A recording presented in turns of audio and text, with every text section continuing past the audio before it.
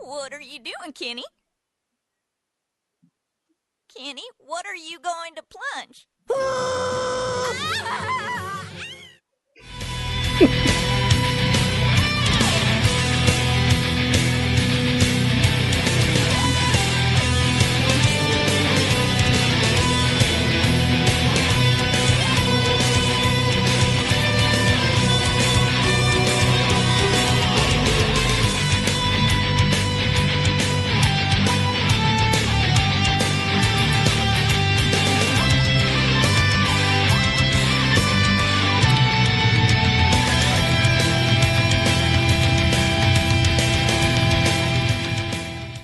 Okay.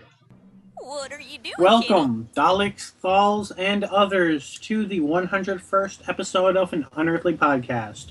Streaming live on the 8th of April 2015, and featuring the Daleks, written by Terry Nation. I am Bill Sylvia, the Man in Black, and with me are Mad Matt Winchell. Hello. Randy Ronson McCulloch. Always a pleasure. Aaron Romeo Moon Burke. Hello. And Tim the Enchanter Sheridan. Hey. So we finally finished Cybermen. We're done with April Fools, and we've even gotten a special in, and life goes on. Yep. And, Indeed. But not if the Daleks have anything to say about it. Exterminate. Unless you were using a ringtone modulator there, Tim, you kind of broke up.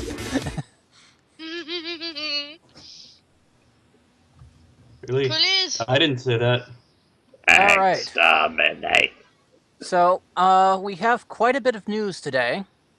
But before we get started on the main news, we would like to wish a belated happy birthday to Mark Strickson, who turned 56 on April, on the 6th of April, aka Monday.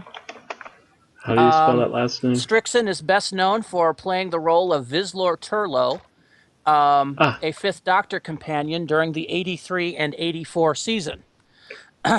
Strickland is from Stratford-upon-Avon in England, and is also known for playing young Ebenezer Scrooge in the George C. Scott version of A Christmas Carol. Following his run in Doctor Who, he immigrated to Australia, where he studied zoology at the University of New England. He then located to Dunedin, New Zealand, and is one of the people that was brought an inspiration for him. Yeah, and is one of the people that brought the world Steve Irwin. Whether you thank or blame him for that is I thank to him you. for it. Steve Irwin was a cool guy. Yeah, he was. He was a little crazy, but doing the work he did, you have to be a little bit at times. Yeah, he was. He basically became a documentary producer and director of specially of nature programs, and he was responsible for such shows as The 10 Deadliest Snakes in the World.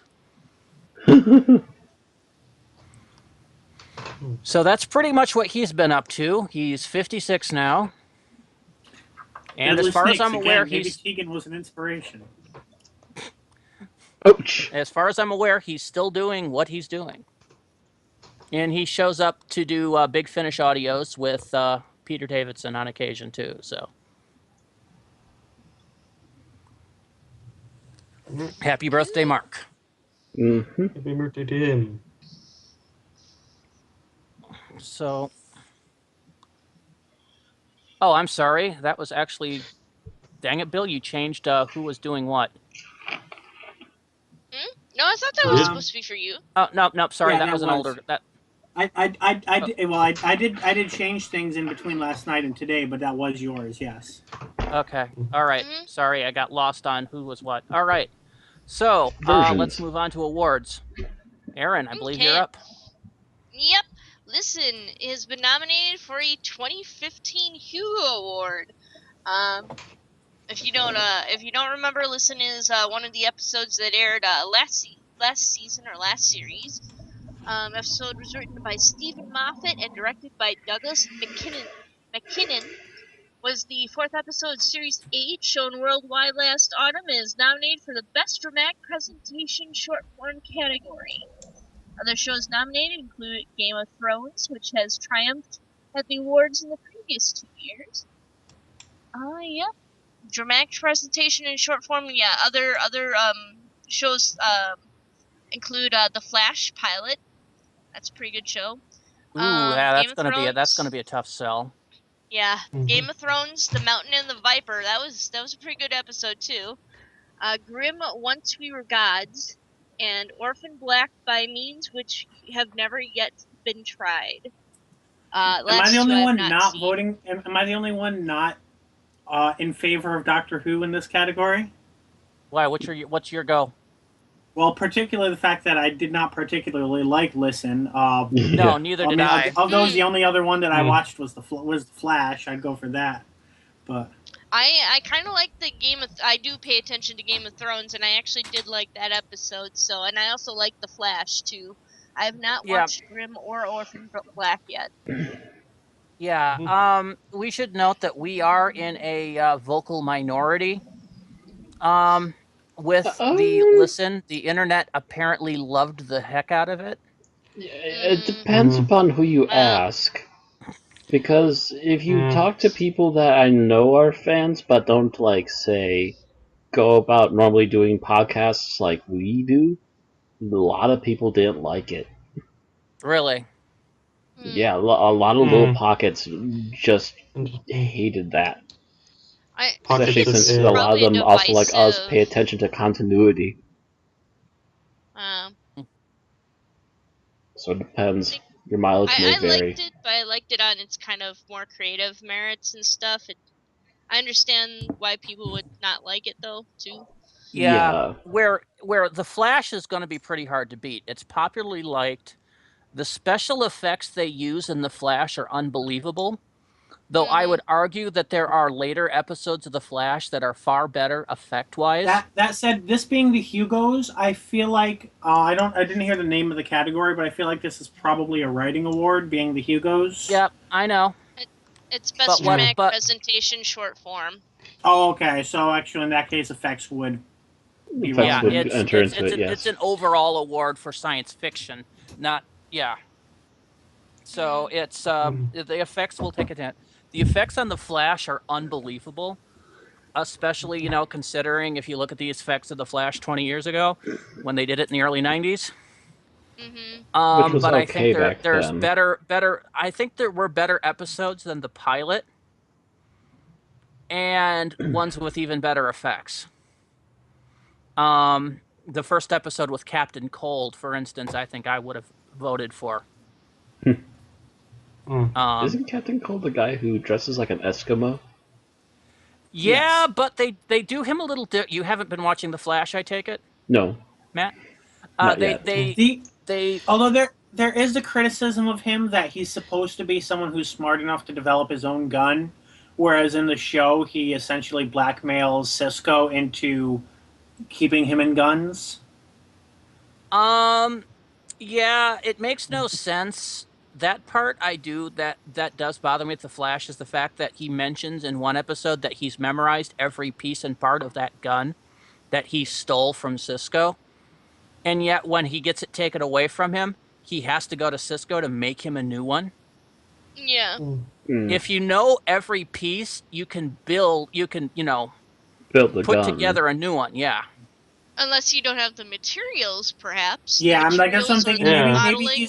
maybe he knows enough to maintain it, but not to get the materials and make it properly. Create it from scratch and stuff. Like you need one hell of a 3D printer for that, I guess. That's just like a lot of soldiers know how to take apart, clean, put back together every piece of an M16, but don't ask them to make one from scratch.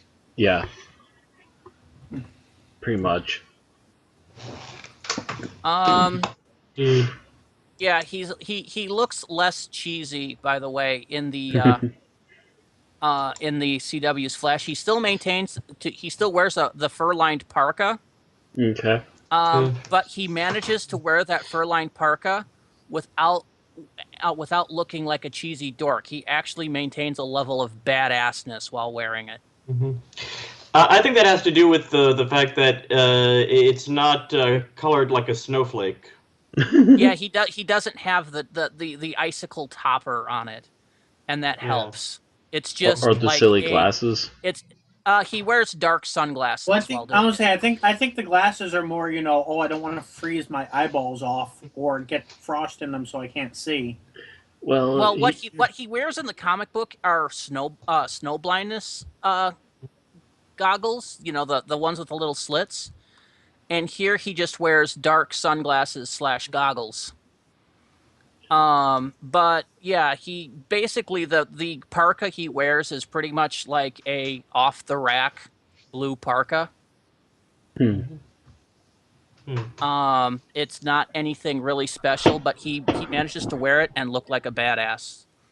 So they might add more to the costumes as time goes on, like they did with the Green Arrow, though. It's possible. I don't know. I think he's fine the way he is. Although the reason putting back on the topic, the reason I'd say that particular episode is there's a train crash scene in there that the cinematography, direction, and special effects for that particular scene was just unbelievable. And the story is the writing is also very good. I can't tell you. Erin said she liked that episode of Game of Thrones, but I couldn't tell you anything more about it. Orphan Black, I have heard very good things about, but I haven't seen a thing of it either. But I have yet to watch it. Yeah. It sounds interesting, the basic gist of it, but I have yet to have the time to devote. Game of Thrones has been a monster in this for the last couple of years. And they're hard to beat, but I think if anything could beat this, it's going to be if anything could beat them, it's going to be the Flash this year, not Doctor Who. Yeah, pretty much. Especially when Listen is our best bet. Really? Yeah. There are at least several dozen other episodes, and at least a handful of them from this last year that I would prefer over Listen. All right. So, anything more on this? I don't think so. It just says that they're going to be announced Saturday, August 22nd, 2015, during the Worldcon. Of course, which is where the pretty sure I know where we're going to be. Yeah. Not at Funny that. Not at Worldcon, no. Isn't that in St. Louis this year, or is that next year? St. Louis won't know. Oh, that was like half night, and people just suddenly falling over. No, they're in Sasquatch this year. So yeah, I'm not going to be anywhere near there. All those Sasquatches. I think next year Worldcon is pretty much right next to GeekCon, so it's like yeah, they're in Spokane, Washington this year. And then they're in Kansas City, Missouri next year. All right. Yeah. So, cool. Yeah, it's cool. Speaking of cool things, Cultbox is having a contest to win a bundle of Doctor Who DVDs. These DVDs from the classic 7, including The Beginning, The Invasion, The Peladon Tales, The Key to Time, The Black Guardian Trilogy, The Trial of a Time Lord, and Ace Adventures. And should probably point out these look like they're Region 2 DVDs. Are they? Are they? Do they? Where does it say? I'm looking at the covers, and they look like the Region 2 covers. Gotcha. Win DVDs that you cannot watch on your machine. So if you have a Region free, or actually, can we play them on a Region 1 home computer at this point? I think you. Most PCs you can set the region code on your DVD player, because it's all software driven. By the way, I'm not seeing this story. Then you're probably looking at the last night version of the list. No, Scroll down a I'm pretty little sure bit. it was the most recent one. Well, I clicked on it. for I had those some of- problems, Matt. Let's see There here. you go, Matt. It's in the Skype chat. So if you want to win these, might not be watchable DVDs if you don't have a Region 2 DVD player. Or if you're in, Player. England or a Region 2 country. Oh Yeah. no, I had it. Yeah, if you want to win these, all you have to do is go on Twitter and follow at CultBox and at BBC Shop and tweet the following text. Follow at CultBox TV and at BBC Shop and RT for a chance to win a bundle of classic Doctor Who DVDs. http://OLE/L7NCD #, Who CB. God, that's a mouthful. And the thing is, the invasion is really kind of, one of these things is not like the others in here. It's the only single serial DVD in the list. Because in the beginning is An Unearthly Child, The Daleks, Edge of Destruction. I have that DVD set for Region 1. I think it might, unless I'm thinking a different DVD, I think it might also have a shortened version of Marco Polo. I don't think might be mine thinking does. a different DVD, though. I think so. Then The Invasion is The Invasion. Peladon Tales is, what is it, Curse of Peladon and Mark of Peladon? Something like that. There's Something two like serials in there that both take place on Peladon. Mm-hmm. The Key to Time is 6 serials, an entire season. The Black Guardian trilogy is 3 serials. Trial of a Time Lord Modern is... Undead. Black Guardian trilogy is Modern Undead, Terminus, and Enlightenment. Trial of the Time Lord is either 3 or 4 serials, depending on who you ask, or 1, which it's basically the entirety of season 23. And then Ace Adventures looks like it's a 2 or 3 serials from the last 2 seasons of the 7th Doctor.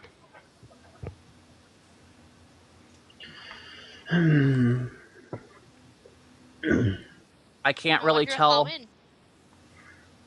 Yeah, I can't tell from that. I'd have to look it up.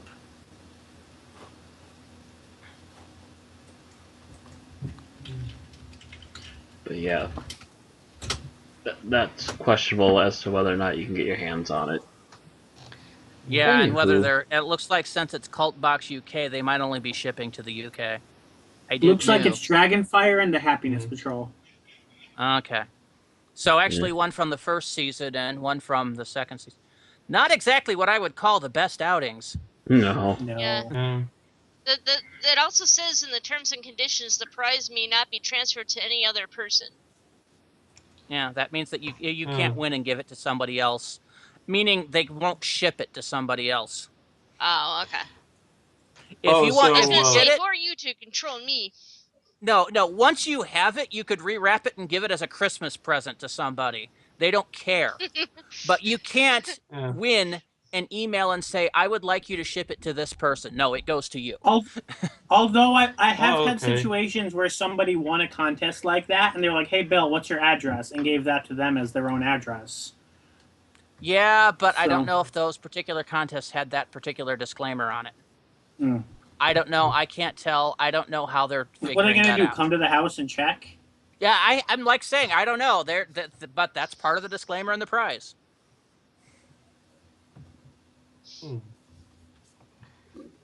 Anyway, there's the address. Go to it if you want to try to win yourself some DVDs.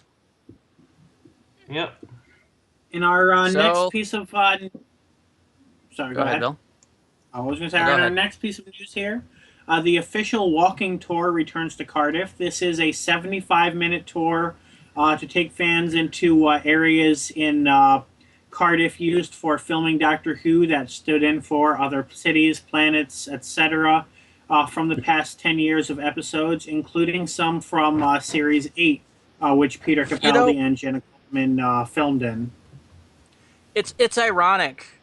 What Cardiff has stood for so many cities in Doctor Who, but when they want to actually have an episode in Cardiff, other than the Millennium Square, most of their filming's done in other cities. So it's like, Wah, here, wah. this stood for this city. This stood for this city, and then you got to look and goes. So, can you Well- show us this filming spot in Cardiff that took place in Cardiff? Let me take you to Millennium Square. That's just like how many films have been filmed in Manhattan? Watch a movie that takes place in Manhattan. I bet you it was not filmed there. Probably it was filmed in filmed on Chicago. the. Actually, Either it was from probably I was gonna say Chicago or Toronto. Canada or somewhere Actually, I in was going to Italy. say it was probably filmed in the back lot at Universal Studios because they actually have a downtown Manhattan lot. That's like where like Ghostbusters was filmed and stuff. This thing is burned Okay. down twice, and they keep rebuilding it because Manhattan is such a huge necessity for Hollywood filming. They probably have an LA back there too. I don't know. That one's just a brief drive away from the studio, so I can't tell you for sure on that one. Probably maybe downtown LA as they don't want to tie it up. Mm-hmm. But other than that, if they're doing filming, they will actually go out to like Hollywood Hills or something. The tour will be running Thursday, Friday, and Saturday of this week, and then we'll continue every Friday, Saturday, and Sunday from the 17th of April to the 27th of June.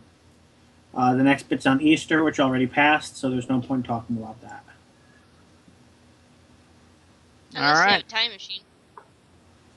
I wish we could send If you do- the program back in time. If you have a time If you have a machine, time this machine, may be you're not listening redundant, to- but you can go visit the Doctor Who experience. Yeah. If you have a time machine, you're probably not listening to this podcast. You are going back to 1963 and watching the episodes live, or as they originally aired. In which case, If please you- take a tape recorder with you. I was going to say, if you have a time machine and are going back to watch the episodes live, please, bring a camcorder or something. Get a copy. Bring a modern television that will play old air and a digital video recorder and record the lost episodes. Yes. The BBC will give you an army of Daleks if you do this for us, please, with sugar on top. All right, so we're moving on. Yep. Mm-hmm. All right, there is a new charity project for Doctor Who fiction writing, and they are currently seeking submissions. Time Shadows Into Abyss is a project for charity by Pseudoscope Publishing, edited by Matt Grady and Sam Gibb. Commissioned writers will receive a printed contributor's copy of the anthology. All sale proceeds will be donated to eNable, a global network of volunteers who are using their 3D printers, design skills, and personal time to create free 3D printed prosthetic hands for those in need. Submission, it's their text blurb is, over 2,000 years, the Doctor has worn many faces and led many lives. He has confronted some of the most dangerous creatures on Earth and the universe, and he has fought demons that lurk within his own soul. Some fights he has won. Others have left his hearts broken. The Doctor has held the key to time in his hands and wielded a weapon that ended billions of lives in a single moment. But he has also stopped to comfort a crying child, argued the virtue of a well-prepared meal, fallen in love, and experienced cities made of song. An impossible man living an impossible life, running away from responsibility and into danger, into abyss. The stories of Time Shadows Into Abyss will explore the past actions and future consequences of the Doctor, his friends, and his enemies, and reflect on how they lived to fight another day. So Now- this blurb was written in between Series 7A and Day of the Doctor. Submission guy, why do you say that? Actually, no, that's not even true because they weren't calling him 2000 until Time of the Doctor, which was after Day. So they just conveniently forgot that the moment didn't actually end billions of lives. No, it wielded a weapon that can, so I don't know. They probably just worded it that way because it sounded good. Anyway, the guidelines for this is that they're not accepting 12th Doctor stories. Submissions for that will be by invite only. Stories should feature one of 12 television incarnations of the Doctor, William Hartnell to Matt Smith, and that includes the War Doctor. The stories must be between 2,500 to 8,000 words. The stories should be set in the Doctor Who universe, no crossovers, featuring the Doctor as the protagonist. Stories featuring an established companion or enemy as the protagonist will be considered, so long as the Doctor makes a prominent cameo. Companions or villains may be drawn from either the TV series or Big Finish audios. Ooh. Stories with adult themes are acceptable as long as the content is neither gratuitous nor unnecessary. Continuity-heavy stories will be considered as long as the story comes first and stands up on its own legs. Of course. All work should be original. Do not submit any work that has been printed elsewhere. If your work is accepted, you must allow it to appear anywhere else, including online. Or you must not allow it to appear anywhere else, including online, for at least a year after the release of the anthology. What to send? Send an outline in Word or rich text format or as a text in an email. Outline should be no more than 500 words in length and include a full plot synopsis. In addition to the outline, if this is your first time submitting, send some sample fiction you've written previously, such as a chapter from a novel or a short story. Email submissions to pseudoscope2015@gmail.com. Deadline for these outlines is April 30th, 2015. I am really tempted, but I really don't know if I have the time. Just gonna say, Yeah, I'm the I same assume way. you're gonna hop on this, won't you? I think, It seems to be barking literally right up your alley, Randy. Yeah, Well, I know. keep in mind no, the if it was deadline- literally right up his if it was literally right up his alley, they would be looking for Ranma 1/2 Doctor Who crossovers. Well, keep Which in mind I must at OdysseyCon they are having a 4-hour writers workshop. Yeah. Yeah, I know, but this is to include the outline. And the other problem is, of course, if I even get accepted for this, then there's going to be a deadline for writing it, and I'm a notoriously slow writer. I've noticed I'm a very fast writer when I don't have a deadline, and then I get writer's block when you give me a deadline. Well, it's weird. I write in spurts.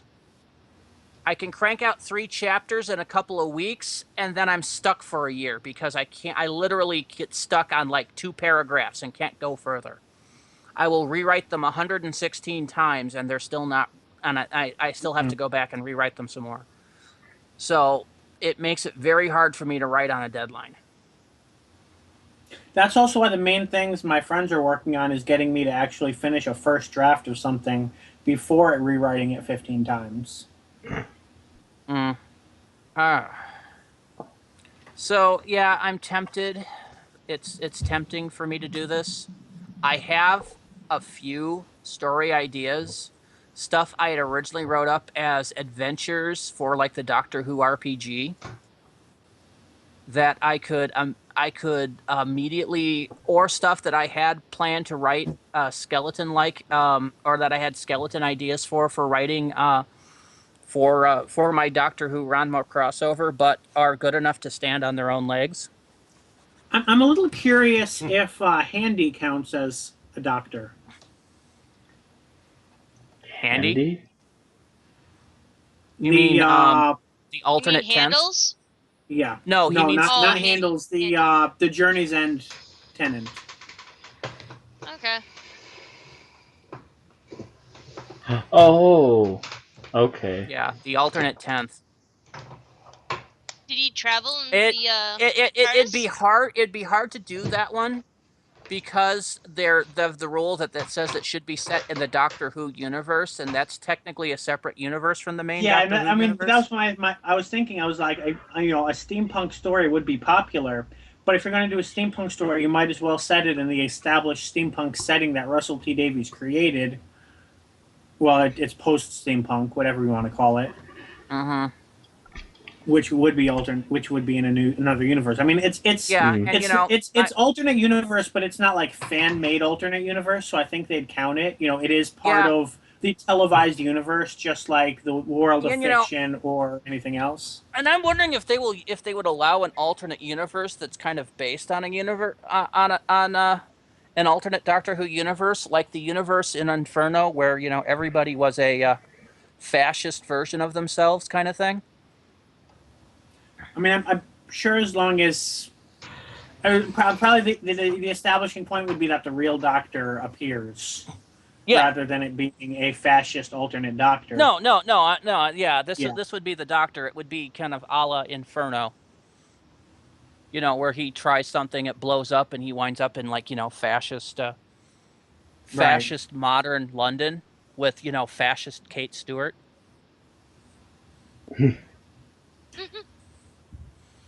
It'd be interesting, but this would be the chance. I want someone to write a Russell T Davies version of the Ronnie. And you need to do this and win. If you're not me, somebody else. A Russell T Davies Ronnie story. Russell T Davies, are you there? I'm pretty sure Russell wouldn't waste his time with our podcast right now. He's probably way too busy with driving himself crazy or something else. Linkara's retweeted us, though. Oh, he has? Oh, really? Yeah. Nice. I sent him an ask to retweet, though. True, but that's gotten me a bit of attention too when I also did that for my Ghost Rider book. Which is pretty much 90% of his Twitter feed anyway. Yeah, and by the way, everybody who has a Twitter account has been tweeting the podcast when we start the podcast, right? It's not just me retweeting. I usually tweet it through the official. I usually retweet it through the official account. My Twitter usage is pretty much entirely what I post on Facebook and is copied by Twitter. I usually don't actually go onto Twitter myself. I've actually only started going onto Twitter. But that probably means it's time to move on. Twitter tends to be a friendlier place, to be honest. Anyway, next article. We're getting off track. Yeah, we're way off topic. Yes. Well, now you have something even further to add to the illegal BitTorrent you've got of Doctor Who, and that's a legal torrent of Doctor Who.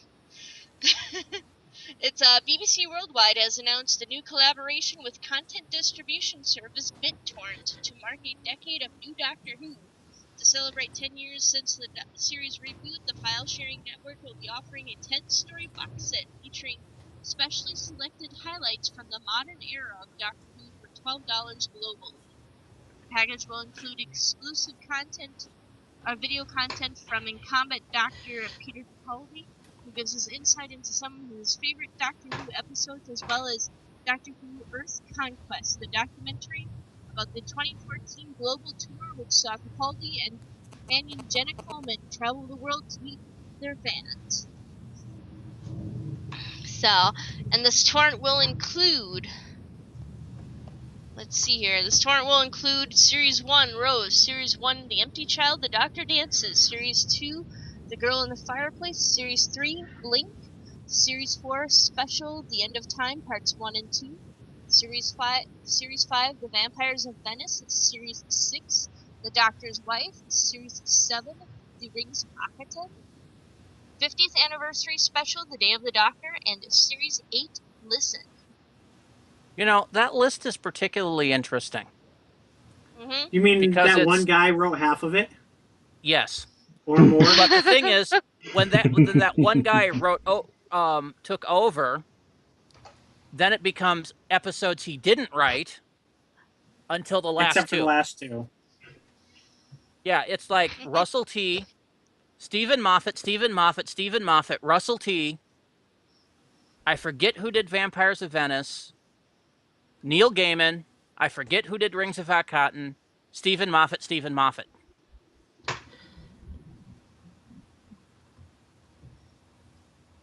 Yeah. And you notice that they didn't include anything from the regular Series 4, just the final special. Yeah, poor Donna. She really gets kind of the shit end of the stick there. Because Blink was Martha. Because it's like Rose. To be fair, Martha cameos in Blink, so she's actually not there either. But wow. Rose, and Donna only cameos in End of Time. So it's Rose, cameo Martha, cameo Donna and Wilf. And then Amy Rory, and then Clara for the last three. This would not be the list I would have chosen for the 10 years. I could see why they would choose Rose because it's the opener. Mm-hmm. Mm-hmm. And I would probably have chosen Empty Child Doctor Dances for seven the of the next part 12 series. episodes are 7 of the 12 episodes are by Moffat. I just counted. So a little over half. That's counting End of Time and Empty Child. Each has 2 episodes. But yeah, for Series 2, I probably would have gone for Rise of Cybermen: Age of Steel. Series 3, Human Nature: Family of Blood. Series 4, Blink the is the most Sontarans. popular, so I understand why they chose Blink, but Mm-hmm. it's not one of my top favorites either. Yeah. Yeah. And Why End Vampires Time? of Venice? Yeah. Yeah. Why that one? Because it introduces Rory. I don't know. That's really a bad choice all doesn't. around. Like if they're got going to introduced a include long the End of time ago. Time, if they're going to include the End of Time, they should have just included the 11th Hour. Yeah, I would have been because- fine with the 11th Hour for Series Yeah. 5. I do Isn't like The Series Doctor's 5 Wife for Series 6 because it's a great standalone episode. And I not a was gonna shitty say, one. isn't there very few standalone episodes for Series 5? Like they're all pretty tightly together, I mean, aren't they? they're no different than a Russell season. I mean, there's the 11th Hour, which introduces the Doctor. There's the Beast Below, which is essentially Amy's intro. Vampires of Venice is basically Rory's intro. Then you have a 2-parter for River. Then you have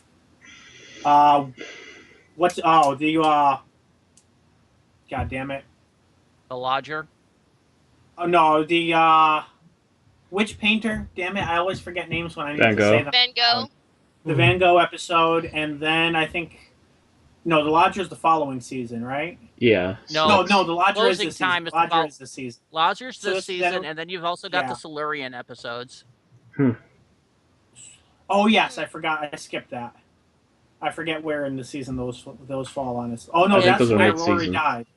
Not died. Right. Yes, it So died. it's basically the Angels, Vampires of Venice, I think the Silurian episodes, and then Van Gogh and the Lodger before it moved on to I know the that finale. the Van Gogh episode was the Doctor cheering Rory up after the Silurian episode, so that was definitely right after that. You mean Amy? What did Rory I say? was dead at the time. You said Did Rory. I say cheering Rory? See, this is why I Sorry, you're shouldn't be dead, allowed to Rory. say Let's go names. to a museum. Sorry you're dead, Rory. Come on, Rory. This is why I Put some shouldn't be pink in allowed to those say cheeks human again. names. I can't tell the humans apart. Oh. Yeah, this is not my favorite list choice, but you know. No. Oh well. Anyway. It's how much is it? It's $12 to $12. download. Mm-hmm.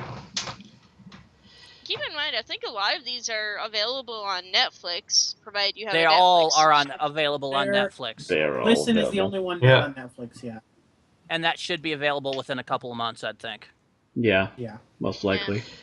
And they probably aren't Most going to likely. be leaving Netflix anytime soon. I guess this would be for people who really actually want to own it and don't want to just rent it through Netflix or whatever. But The thing is, Yeah, though, people- the people that really people want who to own have- it will have people who- already bought people the who use DVDs or bit- Blu-ray.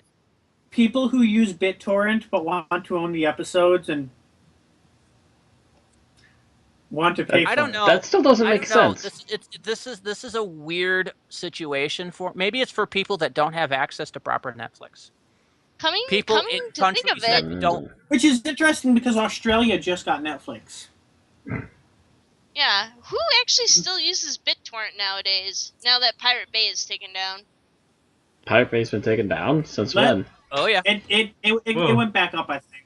But It let's went back not up a get while into- ago. Let's not get into pirating discussions, especially since we only have so much time anyway. Yar Yes, har yes. diddly dee. But who still uses BitTorrent for legal or otherwise purposes? In other words, I- is this like I a publicity still do. stunt? The entire room I sets still use backwards. BitTorrent, but I use it for I use it for downloading game installers that for people that put their game installers on BitTorrent. I'm think, sure like, there are Funcom companies does. that use it for peer-to-peer file sharing as well. I technically use it for this show once in a while, but of course I get rid of stuff because I don't have the space for it all. when I'm done, I mostly just use it for one use time only kind of things. You know, we said let's not get into the file sharing discussion, and we're Well, getting then into the everyone files. kept getting into it, so don't blame So, me. Tim, how's about that Lethbridge Stewart? Yep. All right. All right. Moving on to Say not to the do it, then Brigadier you do it novels. anyways. Candy Jar Books has announced that they're changing the schedule for their novels based on Alistair Gordon Lethbridge Stewart. Because Lance Parkin was unavailable for the project, his novel Horror of Det Sen will not be published in June. Instead, we will get David A. McEntee's The Schizoid Earth. And after McEntee's novel, a few months later, we'll get Beast of Fang Rock, which is a prequel/sequel to the season 15 opener Horror of Fang Rock. Only Doctor Who would have a prequel and sequel in the same book. And that will be co-written by Andy Frankham Allen and the original scripts writer Terrence Dix. And that will be followed by the previously announced Mutually Assured Domination by Nick Walters. Whoa, they actually got Terrence Dix in on that? Apparently, I thought he yeah. retired. Not that I was aware of. I'm Not pretty sure completely, Terrence anyway. Dix writes Doctor Who novels in his sleep. Terrence, just we need asked you to him come for out some of of his we need you to come out of some of his retirement. We need nocturnal you to write a scribblings. Doctor Who story. Coffee, tea. Here, Terrence. Here's a whole giant mug of tea. Here's the typewriter. There you go. Oh. Also, to celebrate the success of the first book, The Forgotten Son, Candy Jar Books has made a 65-page ebook freely available for download from their website called Lethbridge Stewart, Top Secret Files.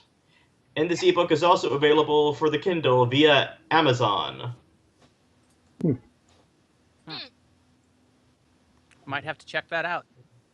No. So, Bill? Yep, going on to our Big Finish news. I'll try to keep this brief. We have three pieces. First is that a fifth series of Fourth Doctor adventures has been announced. This will be coming in 2016. A full season of audio adventures featuring the Fourth Doctor, Romana, and K9. There will be 8 releases. It actually looks like most or all of the titles are there, but we don't really have time to go over all of them. So you can go on bigfinish.com for that information. The Fourth Doctor and Leela are in the latest monthly short trips release, which is The Ghost Trap. And there is also a trailer for the 200th release of the Doctor Who main range, which is The Secret History. Actually, I think this might be a crossover. It mentions the Dr. Stephen and Vicky. Yeah, it's a Fifth Doctor story. So I'm pretty sure this is a there's crossover Stephen here. and Vicky. Yeah, so it's got First Doctor companions. I'm assuming this is either a crossover or at least featuring various doctors. Who is it listed for? It's the photo's showing it as a Fifth Doctor story. Which one is this? The Secret History. Okay. Yeah, well, every now and then they'll go back and visit somebody from a classic, so it's possible that it's the Fifth Doctor runs into Vicky again. It mentions the TARDIS well, I'll just read the blurb. The TARDIS brings the Doctor, Stephen, and Vicky to the Italian city of Ravenna in the year 540, besieged by the army of the celebrated Byzantine general Belisarius. Caught up in the fighting, Stephen ends up on a boat bound for Constantinople, the heart of the Roman Empire. Rescuing Stephen, however, is the least of the Doctor's problems, because he shouldn't be mixed up in this particular adventure at all. Someone has sabotaged his own personal timeline, putting him in the place of his first incarnation, so that answers the question. But who and why? The truth is about to be revealed, but at what cost to all of the Doctors and to the whole future history of the planet Earth. So it's a Fifth Doctor story, but he's lost out of his own timeline. Okay, because there's And it no. looks like Doctor. this is actually part of a trilogy. This one happens to be the 200th specifically, but it looks like there are similar stories with the Doctor being out of time as part of a trilogy. Yeah, it's So possible.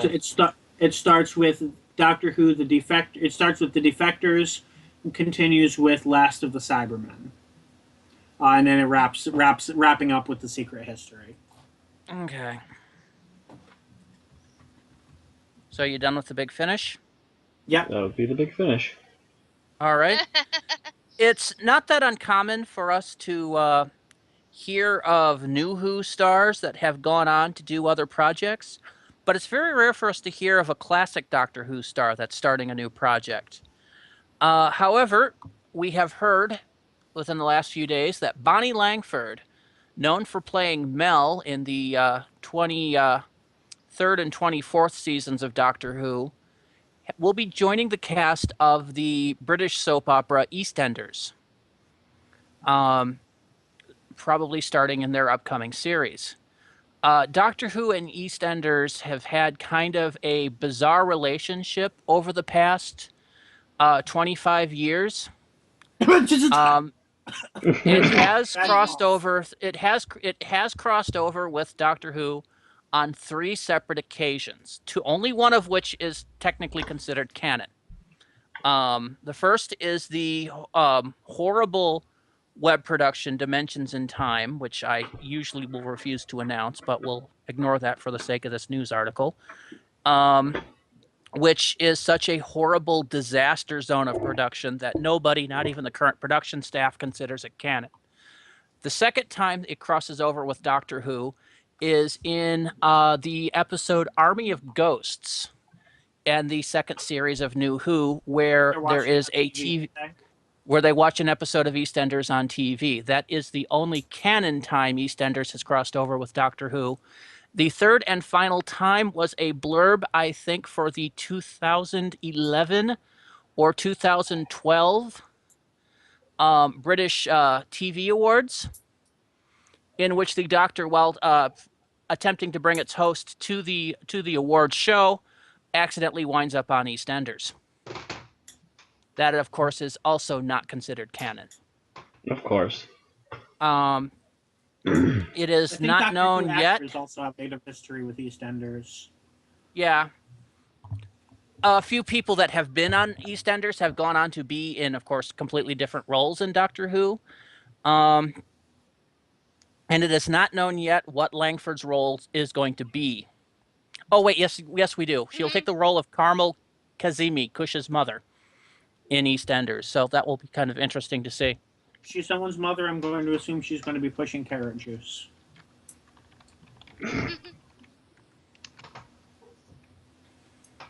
EastEnders has recently had their 30th anniversary.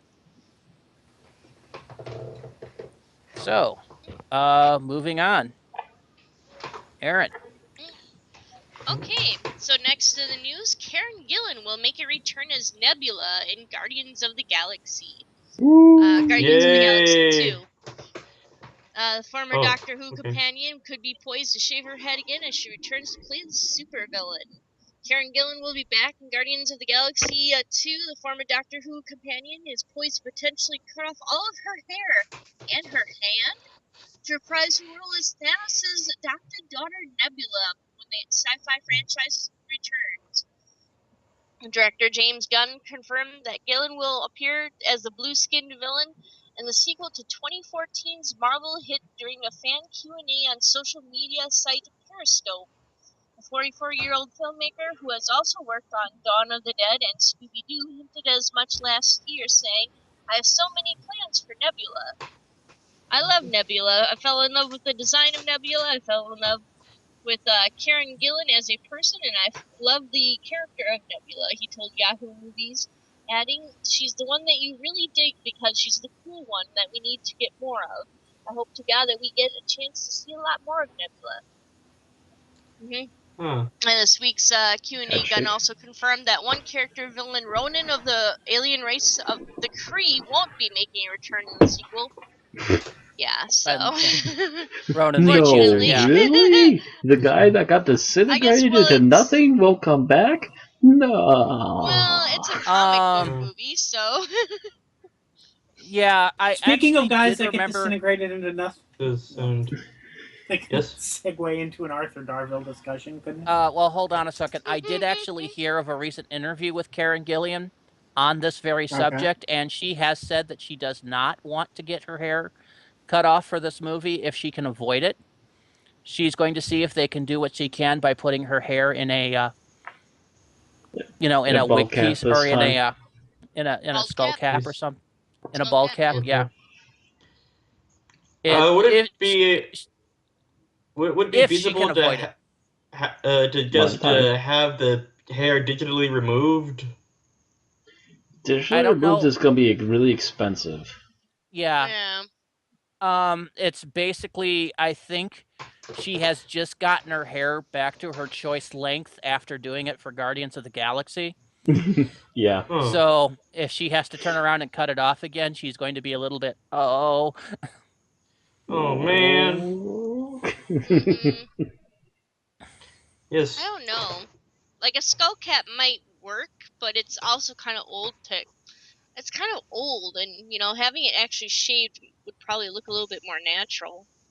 Well, They she would has to have wear a frick ton of makeup anyway. Yeah, that's the thing. I mean, it's always possible. It's entirely possible that Nebula we saw wasn't even her final form, and she'll become, new Mecha Frieza Nebula later and have more things on her head. Bill? Considering what the picture looks like, the Frieza analogy is actually not bad. Yeah. Yeah.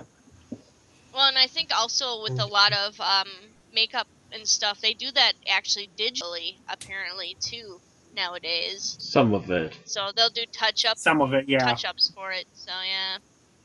Yeah, they If would you only do, do if you do touch-ups, all though. of it digitally, the film's going to spend years in post. You can't do Yeah. all of it. Yeah. Or it's going to look like crap. They'll try to figure something out. They'll do some shoot testing with her in a bald cap and then the makeup over it and see if it'll work. Yeah, they'll test it first and see if they can actually get it done right. It's not like they're going to force her to shave it unless there's really no option. Yeah. No, I'm pretty sure if they can't get the makeup to work, she'll shave it. But she wants to see if there's another alternative to it. Yeah. Yeah. The first time was because that was crazy fangirl freak out, but she kind of prefers a head of hair, apparently. Yeah. Go figure. Yeah. Well, I think some people. she took the role immediately after Doctor Who, so she wanted to look completely as un-Amy-ish as possible. Considering she had been Amy for, I don't think it's necessarily all that either. I think she was actually a fan of the character. She apparently knew the character well enough to instantly go, yes. We might want to move on. But yeah. Yeah, it's almost we're move on behind to schedule. Amy's husband, Rory.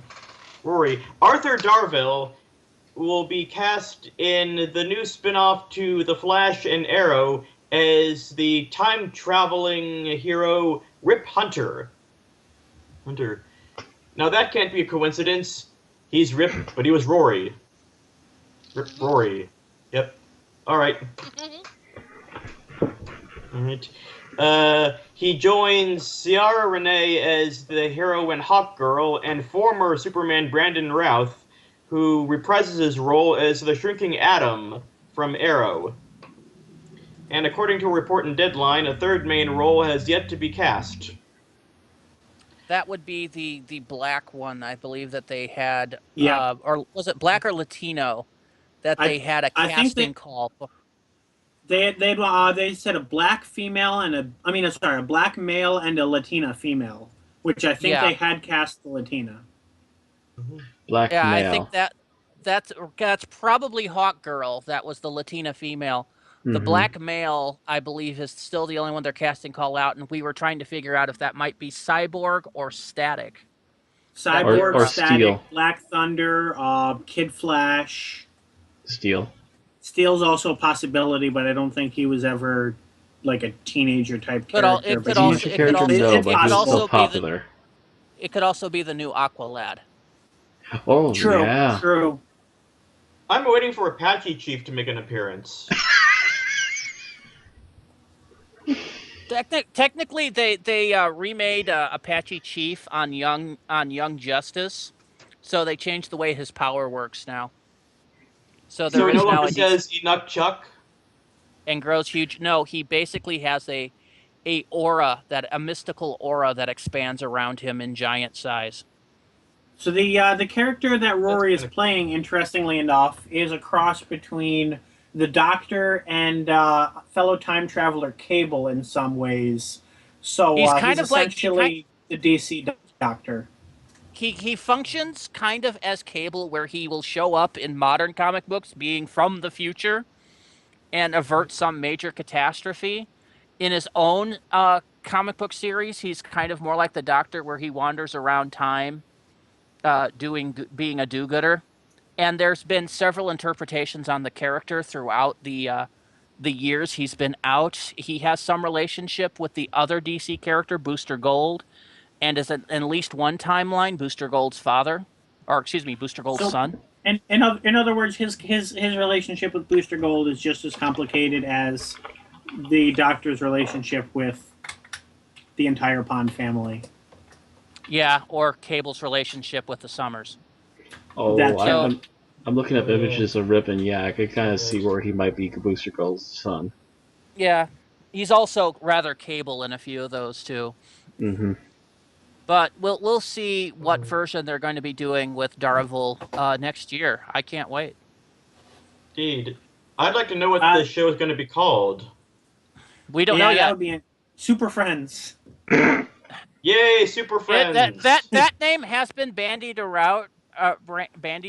So has Justice Society. They cannot do Justice League because DC's aiming for that in the upcoming movies.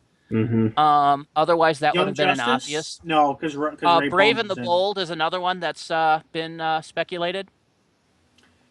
Interested. We don't know yet. This next piece we did save toward the end. Normally it would have been earlier on, but we were thinking there might have been discussion time at the end. Obviously, we won't spend a lot of time discussing this, but the basic information here is that the first 3 stories of Series 9 are going to be two-parters. That is The Magician's Apprentice, The Witch's Familiar, an as-yet untitled two-parter by Toby Whithouse, and then the adventure featuring Maisie Williams, which is the girl who died and the woman who lived. Radio Times is speculating, does this mean that Series 9 will be entirely two-parters? It's possible, and it might actually fulfill the Series 8 promise of being more like Classic Who. I honestly doubt that that's going to be the case, just because I don't think Stephen Moffat would really want to do that, but it's a possibility. Not to mention, I believe a lot of our problems last season was the fact that there was not enough time for these stories, which would actually be a nice change for the franchise right about now. If they do two-parters, the majority for the season, I would actually love that, because it's a lot of the stories, our main bitches. Yeah, if this had been a two-parter, it would have been better because you would have had time to flesh things out. This is going to be the first time that we're getting back-to-back two-parters without a season break in between, and there's going to be 3 of them back-to-back, assuming this information is all correct and that it's not erroneous in any way. Yeah, I'm actually really curious on this, because I would love to see this done in two-parters, and maybe even a 3-parter for the finale. Because we've only got one 3-parter for New Who, so I doubt we're going to get many more. But because no 2-parters and one, because normally there's 13 episodes a series, so you can't do 13 episodes entirely in 2-parters. There were only 12 episodes. You just last put a series, Centauran experiment right in the middle. No, what I'm saying is, though, there were only 12 episodes last series, but episode 1 was a double length. So it still comes out to the same amount of actual Time. show Right. hour. Yeah. So, we're thinking it's going to be 13 episodes again, this series, which means you can't do it all in two-parters because you're going to wind up with an episode short. But if you look at Classic Who, a lot of it was 4 episodes, 4 episodes, 4 episodes, 4 episodes, 6 episodes. A lot of like the series finales, like with The Key to Time, were 4-parters instead of were 6-parters instead of 4-parters. And if they follow that kind of format with the upcoming Who doing 2-parter, 2-parter, 2-parter, and then a 3-parter, it would actually have that old school Who format that was very big during the Tom Baker era. Mm-hmm. I honestly think it's more likely that they would just stick an extra one-parter to even it out. We've had Maybe the Dr. Light episode. We've had a 3-part finale before. Yes, that was series 3. Yes. Although, I mean, you could arguably say that series 4 was a thematic 3-parter in if you include the Dr. Light episode, but it wasn't really. Yeah. I'm kind of curious about who Maisie Williams will be playing. Yeah, we don't know yet. They haven't actually said. I don't think she's a companion. She might be a villain, or she just might be somebody that they connect with on the planet. We don't know, or in the time zone. She could It's be going to Susan. No.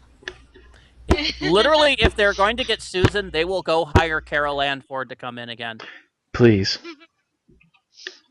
Yep. Unless they need young Susan, because it's not an audio drama. She can't. But then they would get the quite pull person that off they did being- in Adventures in Space and Time because she was freaking perfect. Oh, yeah. Yeah, I don't really have more to say about this. I find increased amount of 2-parters to be a good thing. Yes, How about the rest after of you? our pains from last year. This is actually some good news. Yay. Thank you for giving us good news now, Moffat. Now, mind Well, you, if it's a hopefully it shitty stays this 2-parter, way. it's still going to be a shitty 2-parter. Yeah. Indeed. Well, to be But fair, how many actual shitty 2-parters have we gotten? I mean, Angels we didn't really care for. Parts of Pandorica Opens were troublesome. Any other 2-parters that were actually that bad in New Who? Daleks Take Manhattan. Okay. That was considered pretty low on the totem. That's You true. mean Daleks in Manhattan. It's Angels Take Manhattan and Daleks in Manhattan. And that one is not too bad. It's not too bad, but It's it's not not as that bad as great a terrible either. 1-parter. So 2 halves and a whole. So that's technically 2 whole episodes you can consider that sucked that are 2-parters. And how many have we had? 5? 6? Yeah, Quite a few of the best stories 8? have been 2-parters. Yeah, 2-parters have tended to be the most epic episodes we've had. Mm-hmm. And I really think that Series 7 suffered for the lack of 2-parters. Oh, definitely. Yeah. So we'll see if Moffat doing a 180 actually increases the quality of Doctor Who. I truly hope so, because it needs an upgrade. Needs something.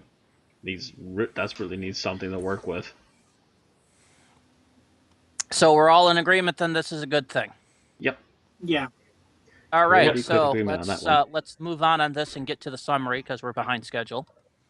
Although I do want to take a brief moment and point out the fact that the name of this serial, as we're calling it, the Daleks, is not technically the name of this serial, but it's what the fans have been calling it and what the DVD is released.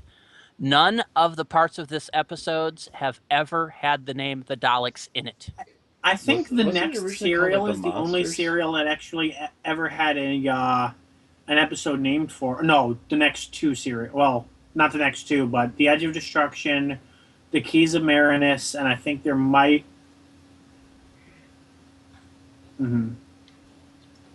Head tilt? Right. Yeah, but this just became this. There was an argument over the name of this. For a while, the name of this serial, as it was known, was called The Dead Planet, which Hmm. was the name of the first episode in it. But then it became known as the Daleks, and I think it was written as, when it was novelized, as Doctor Who and the Daleks. And it's also Yeah, the it was name of the movie novelized as Doctor version. Who and the Daleks. So it's now known as the Daleks, but don't be surprised if you find it under other names. Yeah. So, pretty summary. Which is very common in the early I think 60s. Early Who, Summary in Warp Drive. The Doctor and the companions, Barbara and Susan and Ian, land on a planet. Before leaving, Susan checks the radiation on it, says it's normal, and leaves. But the radiation meter creeps up after they leave, well into the danger level. On the planet, job, Susan. One job. On the planet, they go around marveling at the fact that they seem to be in a gigantic petrified forest, that everything seems to be turned to stone, and that the ground itself seems to be infertile. Wandering around, they find a city about an hour's trek away, but Ian decides that it would be a best idea for them to return to the TARDIS and find a way out, as he and Barbara are trying to get home. The Doctor wants to explore the city, but eventually is forced to kowtow to Ian's rather intimidating presence, and goes back into the TARDIS. They have a brief discussion on what to eat and where to sleep in the TARDIS before the Doctor takes off, except the TARDIS doesn't. Examining it, he discovers the fact that a fluid link has apparently gotten unscrewed and run out of mercury. This makes them have to go back into the city to find mercury, which they go and start exploring. When they do, they run into basically the Daleks, who capture them, although they're not known by that name first. While they were in the forest earlier, Susan thought she had felt something tap her on the back, and when they came out the next morning, there was a box by the TARDIS. They realize that they are in a high radiation zone and are dying of radiation sickness. They recall the box, and they're hoping that the vials in there would contain drugs to help them cope. Eventually, they managed to convince the Daleks to let them go get the box. But of course, the Daleks want to take the vials for themselves, as they have been living underground in this city for 500 years since a big atomic war. While Susan's eventually elected to run back to the TARDIS, as the others are in no health condition to do so, she runs in and she runs into a tall blonde man coming out of the as she's coming out of the TARDIS. He introduces himself as a member of the Thals. They have come down from their plateau because they have run out of food and are hoping to make a treaty with the Daleks. When hearing that they had captured the TARDIS crew, he becomes concerned and gives them a second box of anti-radiation drugs and tells her to hide them. She does so, makes it back to the Daleks, and they find both boxes, but after a bit of confirmation, decides to let them have one of them. After a bit of time and some food and a little bit of shenanigans by them by breaking a camera, the Daleks talk to Susan and she agrees to help them write up a letter of peace to the Thals. Shortly after this, it's revealed that the Daleks have no intention of keeping said treaty, and they're pushed back into the quarters, assumedly to live out the rest of their lives. The Doctor and Ian formulate a method to escape, speculating that the Daleks themselves are powered by static electricity, and if they can get them off the metal floor, they will be able to power down the Dalek. This proves correct when they do this to their capture, and Ian crawls into the Dalek frame, posing as guard and prisoner escort. This manages to get them into the lift, going back up to the top of the city, And after a bit of shenanigans, they arrive at the treaty location in time to warn them it's a trap. Too late to save the leader of the Thals, who gets gunned down, but almost all the other Thals manage to escape, as does the TARDIS crew. They come down and talk amongst themselves. The Thals are completely pacifistic. They don't like fighting. And the TARDIS crew tries to convince them that they may have to if they're going to survive the Daleks, but they refuse. The TARDIS crew is then ready to take off, except for the fact that they realize that while they were captive, the Daleks stole the fluid link, which Ian had kept in his pocket. This means that they have to go back into the city to retrieve it. Ian manages to make an impassioned plea and proof of their intent to the Thals, who, after goading one of them into punching him, convince them that it is in their best interest to fight for their lives. The Thals then, Ian and the Thals manage to hatch a plan to cross the lake area, the swamp, and try to enter the city from the back end of the mountains, while the Doctor and Susan would stay with the rest of the Thal group and try as best to stymie the Daleks' detectors. The trip through the swamps turns treacherous as it's full of mutations, and one of the Thals is eaten by something in some Lovecraftian horror in a lake. Meanwhile, the Doctor and Susan basically have giant mirrors. They're flashing against the Dalek city in order to block their video feed. And later on, the Doctor and Susan wander into the city and manages to short out many of the Dalek sensor components, and in the process get their full selves captured. Crossing the lake, Ian and Barbara and the small Thal party go through a series of caves and have to jump a ravine in which one Thal, the Scaredy Cat 1, falls to his death.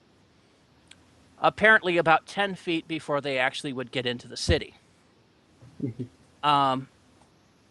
Meanwhile, the Daleks, have taken these drugs, have discovered the fact that the drugs are actually a poison to them, that they actually need radiation to survive. So all their plans of cleaning up the area and reviving the city, or reviving the planet, are immediately scrapped in the process of thinking, more radiation!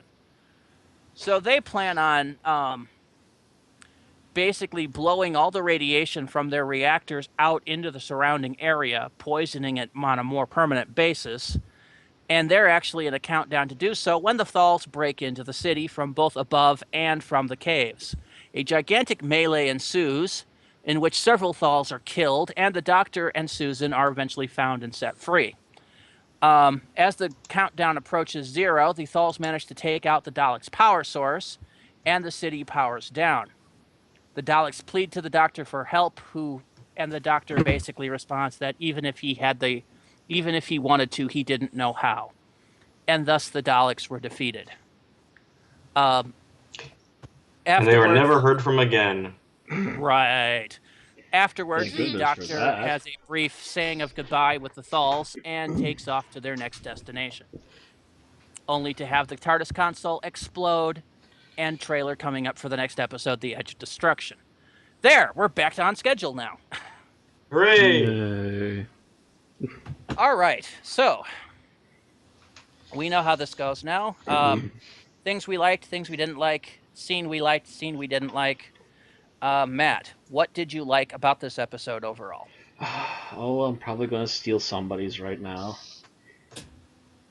I think one of the earliest really good scenes was the end of episode 1. Not scene. We're Oh, wait. overall, Matt. Right. Overall. Considering how cheap they had to do things, the design and the look of the Daleks actually was pretty solid even back then. Yeah, the Daleks haven't changed much other than minor cosmetic upgrades. Cosmetic upgrades and minor tweaks in how they produce the things, yeah. And they changed the voice to Nicholas Briggs. Well, yeah. Everything got changed to Nicholas Briggs. That's New Who. But what I mean is the fact that what the Daleks are, pretty much they hit the floor as we know them. As we know them, and as iconic as they're ever going to be right off the bat. Yeah. Yeah, the Daleks, I actually think the Daleks in this particular version were scarier than they were during the 4th and 5th Doctor eras. And some of it was completely ad-lib stuff. Like the fact that that lead Dalek actually had an eye thing that spiraled close was literally one guy going, hey, you know, I was cleaning out my garage yesterday and I found an old-style camera iris. Why don't we put this on the end of the eye stalk? And I'm like, that's how that came about. And later Daleks from the 4th Doctor era didn't have that because they just had concentric rings on the end of it. So I actually liked that. And they recreated that for New Who. And I really like that particular effect.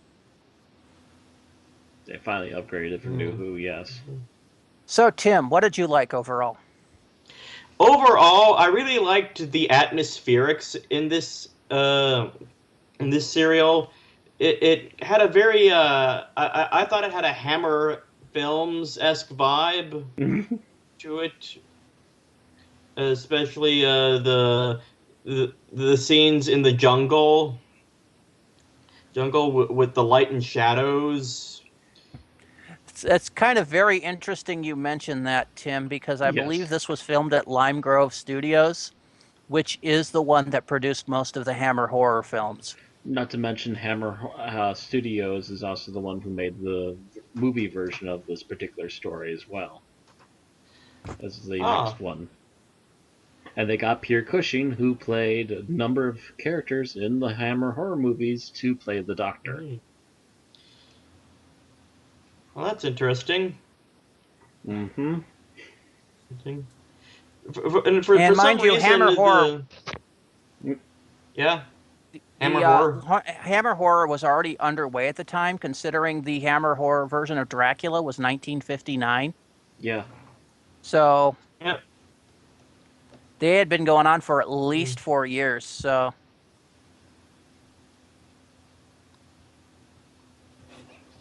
Very interesting.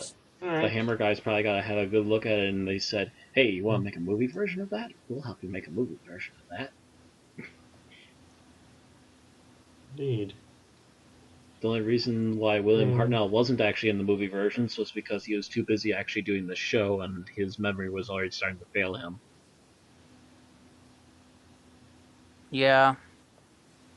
Yeah, it's hard to do, 40 some odd episodes a year and then go on to do a movie and then do another movies. 40 some odd episodes. Yeah. Mm-hmm.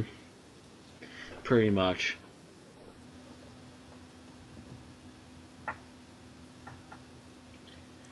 So, as I have to say, Tim? And also, speaking again about the atmospherics, the doorways in the Dalek City with the way the doors were shaped, for some reason reminded me of H.P. Lovecraft. I don't know why, but they had a very Cthulhu type thing, which just added to the menace. Yeah, the set designs of that, I think, hold up well today. I mean, they're not absolutely, over the top like today, but they're still, you look at them, you don't go, oh, wow, that's a cheesy set. You go, that's actually pretty convincing as a alien city. Or a dead city, yeah.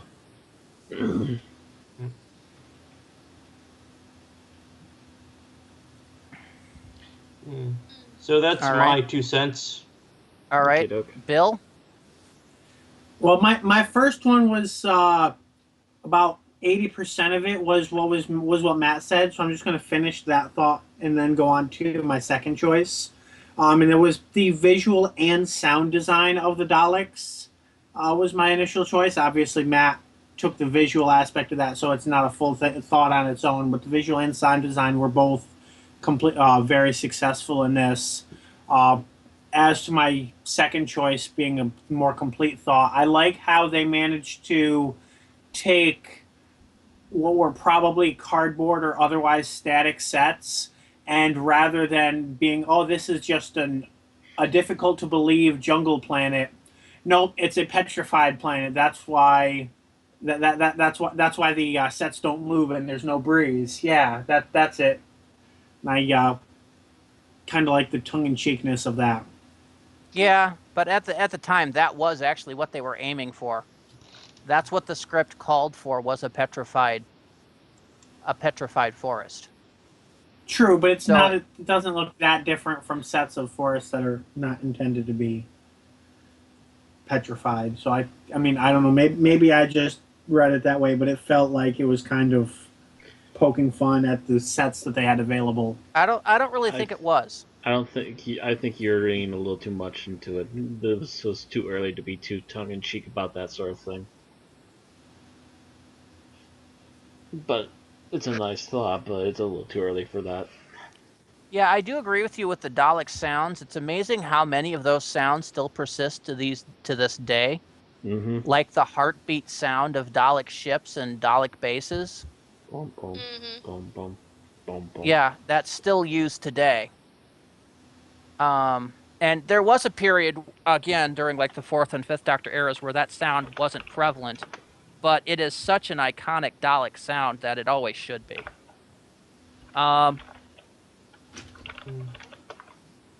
Let's see. Aaron, I believe you're up. Let's see here. Have we gotten into? Well, I'm just gonna say mine. I like the fact how, unlike previous incarnations of the Daleks, they feel like characters in this story. Has anyone said that yet? No. Okay, cool. I didn't want to steal anybody. Well, I didn't want to repeat what anyone had said, because I know we'd already. Thunder, Yeah, we just got done talking about the environment, and that's what I was, that's one of my favorite things too, was the environment. But I like how they, and especially New Who, they're very robotic and very thuggish, almost. They really play up the idea of the hive mind. And in this one, it feels like each Dalek has a slightly different personality. Like, one of them will be kind of sort of the leader, and then the other one's like, well, we're the ones being experimented on with the lack of radiation. I don't know, it was kind of odd to see it. It was so strange, because I'm so used to them just being kind of, like I said, just this kind of one note hive mind, exterminate. Well, And these, they feel like they're actual, well, brains in tin cans. They still have somewhat individual personalities. I know what you mean. Yeah, like they're having meetings and discussions and debating things and not just marching Mhm. forward. I could And possibly screaming add in to a the little bit to that idea, by the way. Go ahead, Matt. The fact that Terry Nation was actually designed the Daleks with the idea that certain Daleks would be a part of a certain group. He didn't get to acknowledge it visually as much as he would have liked to in the black and white era, but when he was allowed to do the movies in particular, he managed to make a black Dalek who was a leader. He managed to make red Daleks who are essentially commanders and guards, and he managed to make a whole bunch of blue Daleks who are technically the scientific crew, and stuff like that. So there was actually something for that. He just couldn't completely flesh it out in a limited amount of time with only black and white. Yeah, there's another factor. There's a couple of factors in there too. The Daleks really got a downgrade in personality when Davros was introduced, because it became Davros and his Dalek thugs. I would argue that they it really started to went. happen They a little really sooner went. than that, Oh, but- I've seen this, and we will discuss this when we get to the Davros episodes. But it's the Daleks become less of a personality, and more of it becomes about Davros and generic goon, generic Dalek A, generic Dalek B, generic Dalek C. Another reason that these Daleks are so characterized in this is because the fact that these episodes, while penned initially by Terry Nation were also edited by David Whittaker, the early script editor for Doctor Who. Basically, the early version of what? I was going to say, hence the mercury and the fluid link.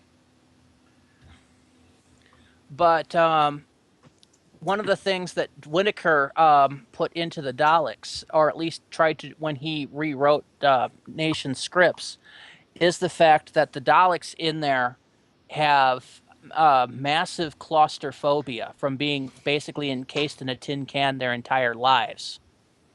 So he's the one that made them to the point where they're always seem to be on edge and easily snap into screaming.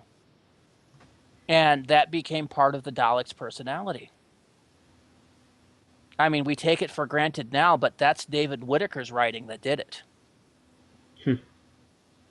Another problem that the reason the Daleks are so bland in New Who is, of course, that they're all being voiced by Nicholas Briggs. Yes, there needs to be a little more differential between them. And there were at least 3 Dalek voice actors in these earlier days. You had the high-range Dalek, the mid-range Dalek, and the low-range Dalek, and they would converse. But here you have Nick Briggs doing voice A, voice B, voice C, and it's usually just voice A says something and voice B and C echoes what voice A says. And then they all speak at the same time. Most apparent in the next episode, Dalek Invasion of Earth, is where I most noticed that. Is what? That the multiple voices and the multiple actors portraying the Daleks. I noticed it pretty easily in this. I noticed, but I didn't notice it as much. Or maybe that's just because I was already aware of it. But I just think it was a little more apparent in Invasion of Earth. I've always noticed that. Okay. So, I'm actually going to take mine at this point so we can move on. And this is something I would not have noticed until the last season of Doctor Who. Peter Capaldi stated that it was basically this episode that made the Doctor define who the Doctor is.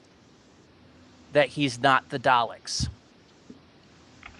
And you actually kind of see that in this episode, where you actually see the Doctor kind of start his transformation from being basically the selfish old asshat into becoming the hero that we would see him. He goes further when he runs into the Daleks again, but you actually start to see him, reacting at horror to these things being these horrifically evil monsters.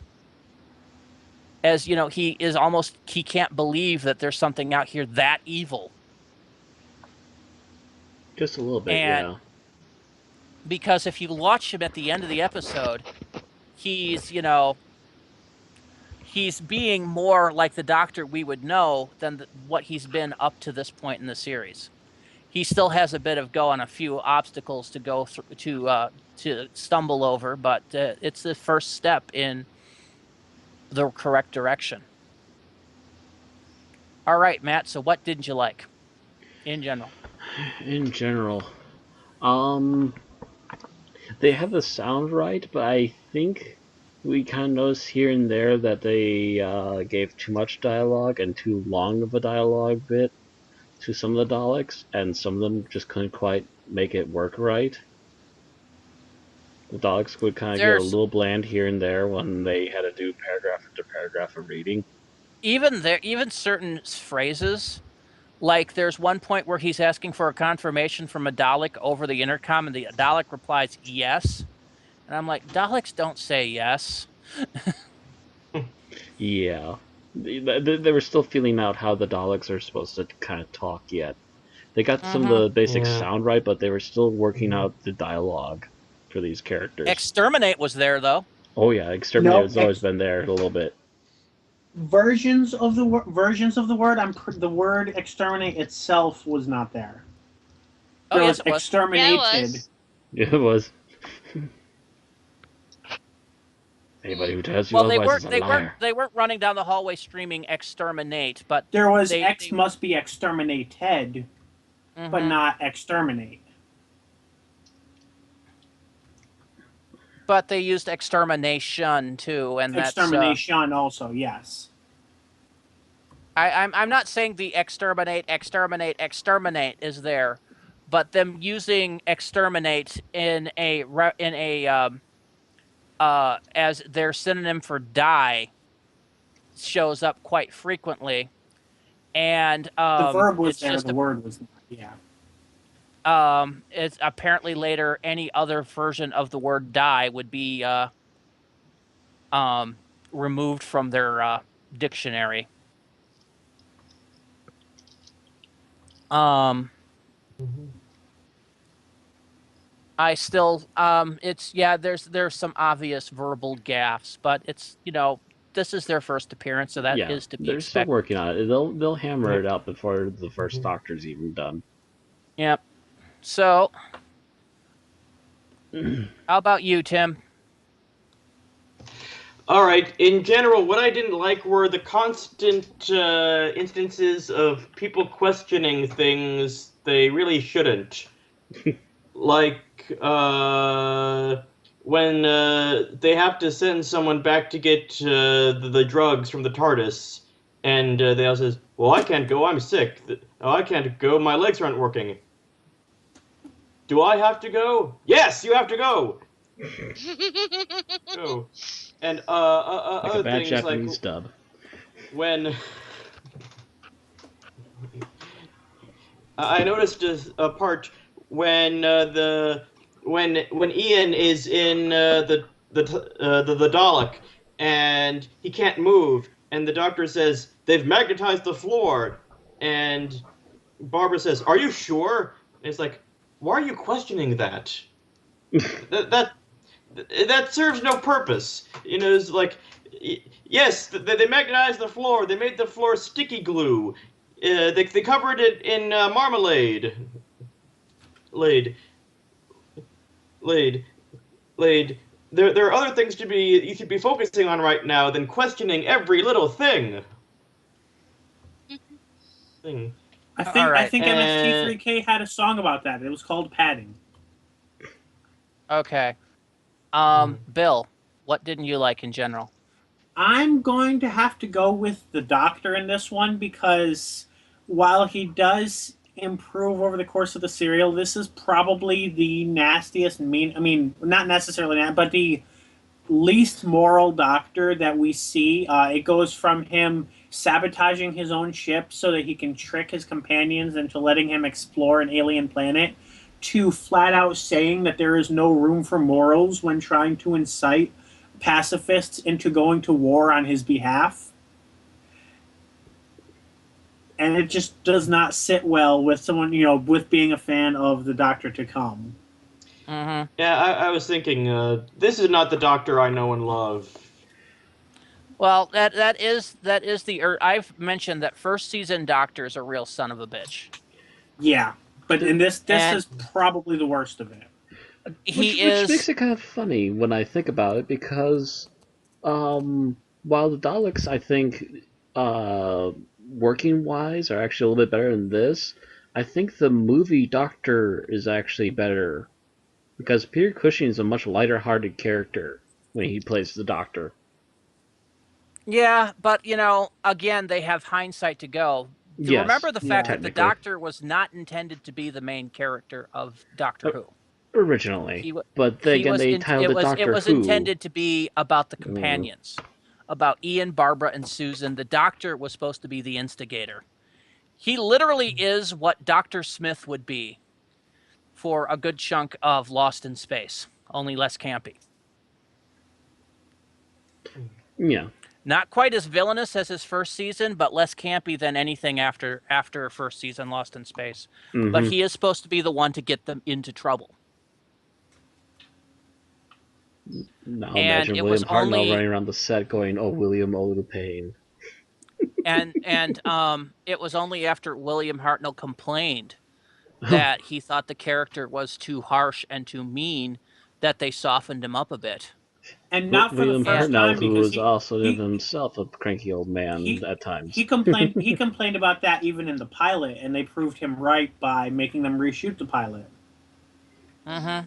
But I mean that mentality still continued, and it just they kept softening the character, until, by the time Susan's done, they realize that, the Doctor would go on, but Susan, the companions may change. So it became about the Doctor. But this is kind of that first step. But yeah, at this point, he's not a moral. He doesn't have a lot of morals. I've always wondered what happened to him on Gallifrey to make him like that. He's They must chaotic have really neutral at pissed this him point. off. Mm-hmm.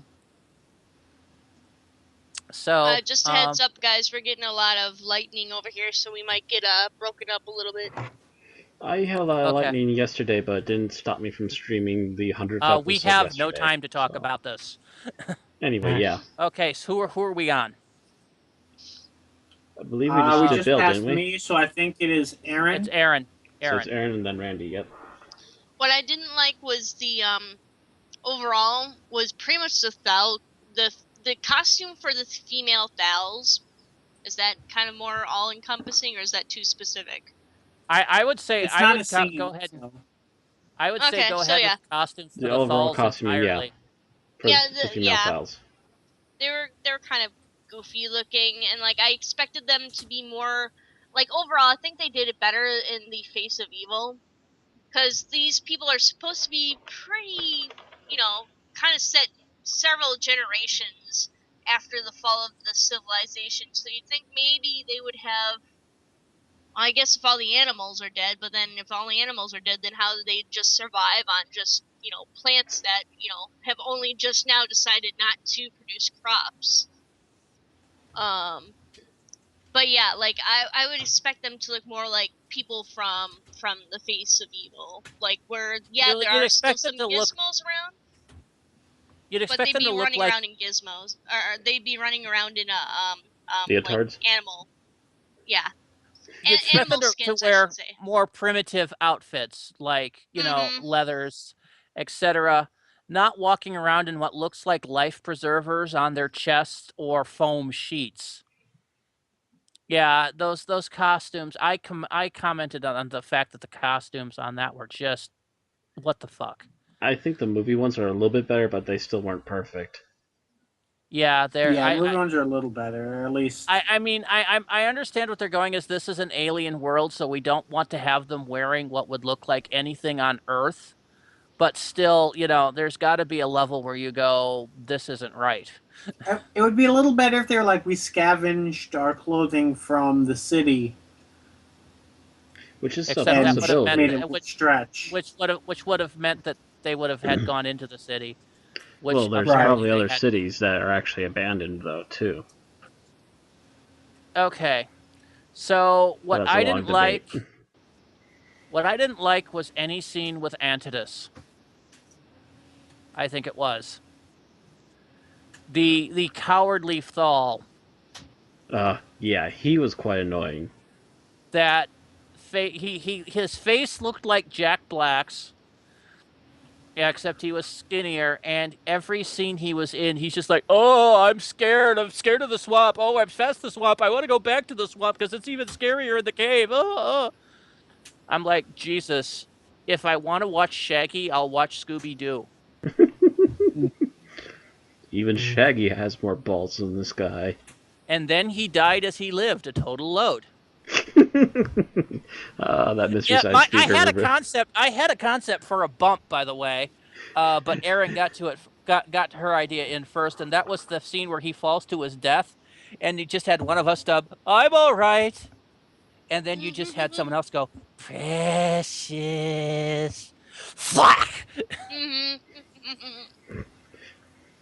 Well, I actually would have just gone for the Mystery Science Theater quote. He died as he lived, a complete and total load.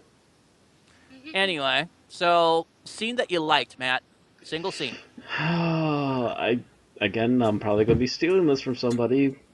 Just talk it. Come on, we've got 5 minutes to do both of these, so... the very end of episode 1. Yep, you got mine again. That was a pretty epic ending for our first episode. The end. All right. And then we made fun of it. Tim, what scene that you liked? The scene I liked was the scene where Susan is running through the jungle in the shadows and to get the medicine. So that because of again the atmosphere is very cool. All right. Bill? I pretty much had down the cliffhanger at the end of episode 1 and did not have a second choice prepared, so I'm gonna null for now. All right. Aaron? I enjoyed Ian talking the Thals into fighting. It was a really good demonstration of why you should enter a conflict with somebody, otherwise they will come in and take all your shit. All right. That was mine, but I will go on to my second choice, which was the ending of it, the resolution where you actually see the Doctor going, feeling that these are monsters. So I'll choose that and move on to scenes that we don't like. Matt. Scenes that we don't like. I don't care for how they get played so easily. In particular, how Susan is so naive that she believes anything she's hand-fed by these Daleks, despite the fact that you can just look at these guys and tell there's something not quite right. And she also figures out that she's been lied to several times by these guys from the Thals, and then she still believes them. Okay. Tim? The scene I didn't like was the scene where the Doctor deliberately sabotages the TARDIS. That was the first thing that I said, wow, that's not the Doctor. This is heavy early installment weirdness that just doesn't fly right with me. Bill? Similarly, I'm going to go with the scene that I mentioned before, where the Doctor is basically saying morals. It's no time for morals, as he's trying to egg the Thals into essentially attacking the Daleks so that he can get that fluid link that he sabotaged back, and that's pretty much his only point. And it's all right. Cringy. Yeah. Aaron? My least favorite scene was my least favorite scene was when they were attacking the Daleks towards the very end of the serial. I mean, I know you can't really do much with rounded tanks, but jumping on them and spinning them around was kind of silly looking. All right. My least favorite scene was any scene in the caves. And that was a case of cinema and set fail, because it was basically those sets were too dark to see anything. You when they're jumping over the gorge, you couldn't really tell if they were jumping over the gorge or just skipping across the set. It was, I think there's also a lot of technical issues while they were filming that too. It might have been, but whatever. It is always that episode that I start dozing off on when watching this in one sit down, because we did watch it in one sitting, and that was that can get one of two parts right there. Yeah.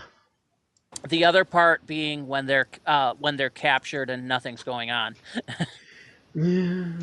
Those are the two parts I get a little sleepy on. Although I'm surprised none of you mentioned the Lovecraftian horror in the swamp as either a moment you liked or the.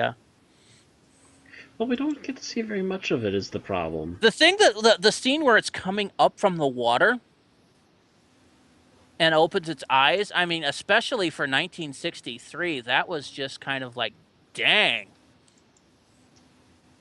I think maybe my version was too blurry. I couldn't really make it out. We were watching it on DVD, so. Yeah, you probably have a better cut than mine. Yeah, I do remember watching the early ones on VHS, and God, yeah, they had to really clean this one up digitally. Mm-hmm. All right, I'm going to go ahead and go to our final thoughts and start with you, Matt. Final thoughts. There are some slow spots, but they're still feeling things out. Same with my problem with the Dalek voices. However, there's definitely a huge foothold in what is definitely going to go right with the Daleks, and they will continue to fix things up over the next couple serials. And for its first outing, this is not by any means a terrible outing either, in its own right. All right, Tim. This, like I said, this episode's have heavy early installment weirdness that might be a bit jarring for some people familiar with the more friendly Doctor. But he does get better over the episodes, so if you have faith, it'll be rewarded. Mm-hmm. Rewarded if that makes sense. And the atmosphere is great, and the sets are amazing, especially for the time, or even by today's standards. They're convincing. All right. Bill? This is an episode that is pretty much made by the visual and sound design people. Terry Nation is remembered as for his role in writing the script, but really without Ray Cusick's design of the Daleks, this episode would have been forgotten pretty quickly. It's if Terry Nation, by the way, is horrible at describing stuff in his scripts. Mm-hmm. 90% of the scenes in here was they walk through a white featureless room. Thanks, Terry. But he shows that he's good at writing serials, cliffhangers, and things of that nature. He also shows that he's very bad at writing characters and other things of that nature that are kind of essential when you're writing television. Mm-hmm. So while this episode is remembered largely for things that Terry Nation did not contribute, except for the word extermination, it is not one of the best serials of the 60s. All right, Aaron? I actually quite enjoyed it. Liked it better than the Moon Base. Felt that I didn't quite drag on as badly as, some of the serials can. And I was kind of pleasantly surprised by it overall. Kind of the design and the introduction of the Daleks was pretty good. Mm-hmm. That's it for me. All right. Looking at the serial, it's obvious to me why the Daleks became such a hit. They pretty much came out of the box fairly menacing, fairly evil. The set design did wonders for helping this. The script itself could have used a bit of tightening. I think they could have cut most of the second to last episode out and actually had this a fairly tight, fairly decent script. How long was the movie, Matt? I believe an hour and a half. Comparison, an hour and a half to 2 hours. And this was a little under 3 hours. So yeah, they gutted a lot of the actual pointless stuff. So actually, the movie might be summarized down to more of what you would like to have. But regardless, and the movie itself also had to do its intro bit too. So yeah, which this didn't need. But anyway, I think this serial revived Doctor Who from being thrown onto the trash heap into becoming one of the most popular shows of the 60s and 70s, and I can see why. So let's go to ratings. And I'm starting with you, Matt. While there's some very good elements and a lot of the good stuff would carry over, there's some things that still need a lot of fixing. So overall, I guess I'll give it a 3.5. Because I know there's better things coming up pretty quickly. I'm going to have to agree and also give it a 3.5. Just above average. All right. Bill? While I was very close to giving it a 3, I'm going to say that a lot of that has to do with modern day bias and looking at it from well removed from the first Doctor. Looking at it as a season 1 episode, I'll say as well a 3.5. All right, Aaron? I'm going to go a little bit higher and do a 4.0 for stars, just because I can't quite remember what's coming up. Oh. I myself am also going to give it a 4.0. I believe that there's a lot of good in this episode. And yes, while the Doctor was an asshole, he was an asshole in this season. And I think the positives of this episode far outweigh the negatives. So That will give us 3.7? a 3.7 for this for this one. Yes. I got that on the nose. Hey. Well, with two 3.5s and with three 3.5s and two 4.0s, that's not that hard to do. A 3.7 will put this episode on par with Flatline and the Moonbase. We'll put it above Tomb of the Cybermen and below Robot of Sherwood. How about that? And we'll put it in number 48 in our rankings thus far. 48 out of 101. You're not doing too bad for yourself.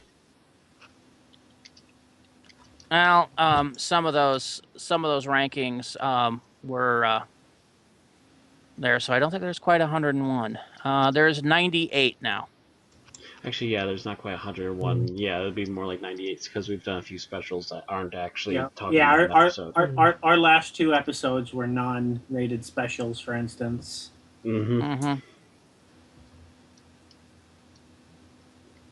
Almost 100 reviews, though. Yep, so it's number 48 of 98. And it's about time to call it a night. Yep. Yeah. Alright. Yeah. So if you enjoy listening to us, please consider subscribing to us on YouTube, Twitch, and Mixcloud at an Unearthly Podcast. You can follow us on social media for special announcements, such as earlier this week's 100th episode on Twitter and Facebook. And if you want to support us and help the show grow, you can go on over to patreon.com/unearthlypodcast and give us a few cents or dollars, whatever feels good for you. And of course, don't forget to join us next week for our next Terry Nation episode with the Dalek invasion of Earth.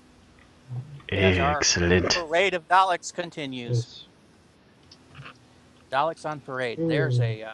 There's a mental image for you. Well, aren't they on parade in this next story?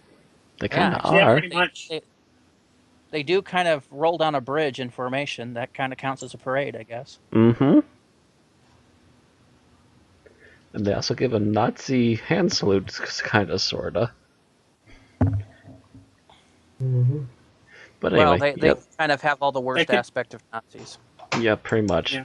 See you all next time. That's true. We went through this whole podcast without talking about it being Nazis versus Aryans. Nazis. Nazis!